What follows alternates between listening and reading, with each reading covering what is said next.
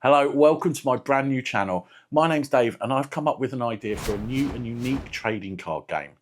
Now the problem is I've never played or collected any sort of cards like this before, so I need to learn as much as I can about the industry whilst developing my game at the same time. So this might seem like a strange journey for a guy in his 40s to start out on, and I guess you could be right. So now is probably a good time to tell you how I got into this position. In October of 2022, my son Rowan was diagnosed with a brain tumour. Now he's been through a rough time of it with being poked and prodded, operations, radiotherapy, chemotherapy, immunotherapy, all sorts of pills and injections. Now it's a lot for an adult to deal with, let alone a 12-year-old. So when a charity gave him the chance to go to the Sidemen charity football match in September 2023, it gave him something to look forward to and the chance of a really amazing day out. Now, I'm not exactly the target demographic for the Sidemen. I'm too old and past it, but I wanted to get to know or understand who we're going to be watching. So I started watching some of their content. Okay, it's not all for me, but a hell of a lot of it really was great. What's not to like about watching a group of friends living their best lives and just having fun? They all come across as really nice guys, and after a while, it feels like you get to know them and almost like you're one of the group. Well, it turns out we weren't just going to watch the match. Rowan and his brothers, Kian and Fergus, were invited to meet the Sidemen and all the other YouTubers that were playing in the game at their pre-game lunch. So my wife and I, along with the three boys, went to the hotel, and we actually spent a couple of hours with them all as they got fueled up for the big game. Now, the boys got to chat with all of the Sidemen as well as some of the biggest names on the internet. There was Speed, Gideon, Angry Ginge, Laserbeam, Kai Cenat. Even Mr. Beast was there. Now, after lunch, we took a coach to the stadium with all the players and their families. We were given a box to watch the match from, and we got to go pitch side with the players while they were warming up. It really was an amazing day, and it's certainly one that we're never going to forget. The Sidemen and their team were brilliant with us, and even on such an important day for them, they did all they could to make it special for Rowan. So now I feel a sense of immense gratitude to them all, and I've continued to watch their content. I've even bought some of their merch. Again, some of it goes over my head because I'm old, but a lot of it is genuinely entertaining and way better than most of the other things out there. So as I get drawn into their world, I found out a bit more about them and start watching other videos from creators that are in their circle. Now, Con is making videos about making content. Max Fosh with all his crazy ideas. And then there's Randy with his vlogs and his love of Pokemon. So Pokemon's obviously something I'm aware of, but again, my age works against me.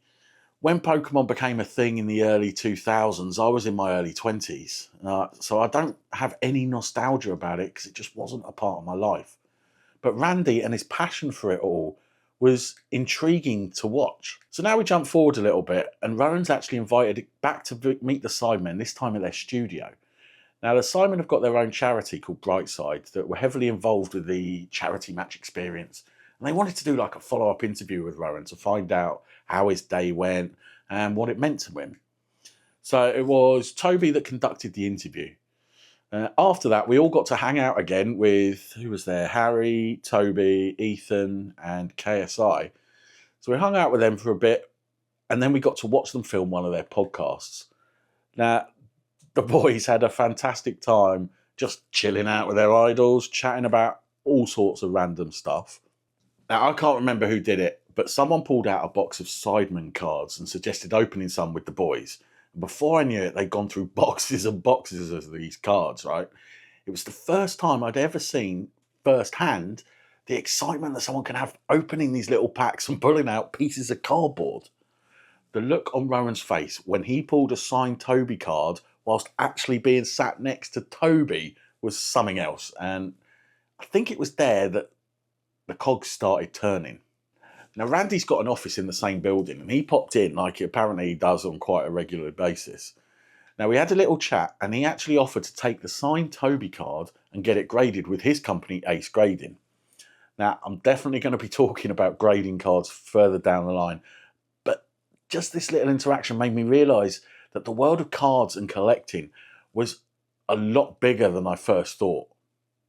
Now, we eventually left the studio with bags and bags of gifts.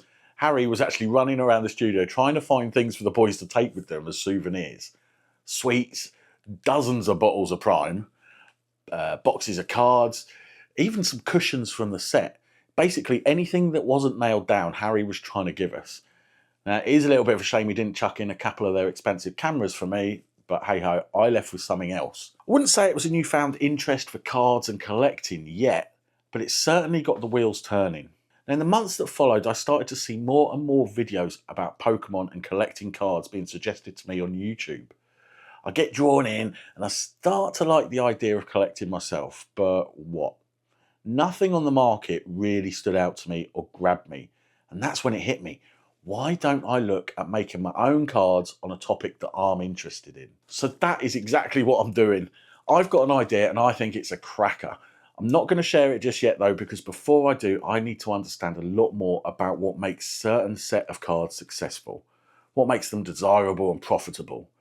I know next to nothing about any of the things involved here, so my first mission is to dive in and see what it's all about. That's exactly what I'll be doing here, from exploring what sort of cards are out there, what makes certain cards valuable, why some cards in a set are popular but others aren't, how the game aspect of certain cards like Pokemon work, designing game mechanics, making sure they're balanced. There's so much to look into and I'm going to be sharing it all with you here. Then I want to put what I learn into practice and develop my game, designing my cards, working on game mechanics, card rarities, packaging, production, distribution, so on and so on and so on. There is a lot to do, but I think it's going to be fun. Now, my first video is essentially a beginner's guide to the different types of cards available on the market, and then me opening some of the boxes to get a good look at different styles of cards. So if you want to come on this journey with me, please don't forget to subscribe to the channel, because I'm going to be learning all I can about trading cards and the business. Who knows? This project might be the next Pokemon, and you could be along from day one.